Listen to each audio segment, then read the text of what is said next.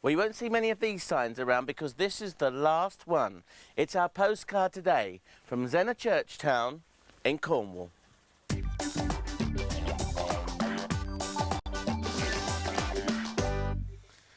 Mike, I feel I want to take my shoes off, so I Please will, do, yeah. because I'm sitting like this. Even the cats come along with us.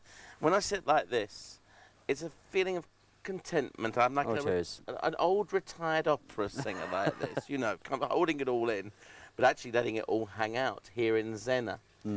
How long have you lived in the parish? Just over 6 years. I escaped the rat race. I used to work for a computer company, and one day I sat in a traffic jam going to work, as I always did, and I worked out by the time I retire I would spend about 4 years of my life in traffic jams, and I thought, you know, it's 4 years of my life, there must be something better than that. So we looked around for businesses and decided on the museum here in the shop. And you've discovered Zennor, yes, as I've done today.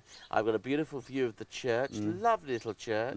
The birds are singing. What have you found out about Zennor since you arrived? Because people say that the people who are most enthusiastic about a local area are normally the people who come in and discover it. What have you found out about Zennor? Well, it's a very, very old place. There's a story of a lady going along on the open-top bus that runs along in the summer, and it stopped at the top of the hill, and she looked down and she said, "What a poor little place Zennor looks." And the driver, who was a local, said, "Yes, madam, but years ago when London was still mud huts, Zennor was already a church town." The parish itself, it's said to have derived from a Princess Zennor. Now, she lived in Brittany with a King Goello, and like all these stories, she had a wicked stepmother who spread a lot of lies about her, and she was condemned to be put to death. Well, the jailers, when they went to kill her, found she was expecting a baby, and they didn't want to be accused of killing an unborn child, so they put her in a barrel and threw her in the sea, which was rather nice of them. Well, while she was in the barrel, this angel came and fed her, and they eventually landed in Ireland, and her son grew up to be a bishop called Burdock. And when the stepmother finally was on her deathbed, she, you know, told the king it was all a pack of lies, and they were called back to Brittany, and on their way back they landed in Cornwall. He founded the parish of St Burdock, which is over near Falmouth, and she founded the church of St Zennor.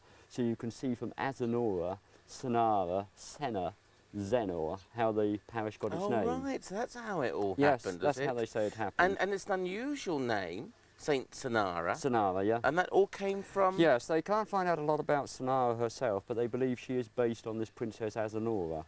And how many people live here? In the parish now, as opposed to the church town, there's about 230, although at its peak there was well over 1,000 people lived in Zennor. But with the decline of the mining business and the call for Cornish miners all over the world, it dropped in about the 1860s, 1870s. So there's a great deal of emigration from here then? Oh yes, yes, we get people all the time coming in from America, Australia, South America, you know, where their grandparents actually emigrated out there. They say wherever you find a hole, you'll find a Cornishman down it. Really? Yeah, yeah. Well, long may you and your wife and your cat find contentment here in Zennor. I've certainly found it. Yeah. I should put my hands back into that chosen position and just think. A bit of thinking. That's it, yes.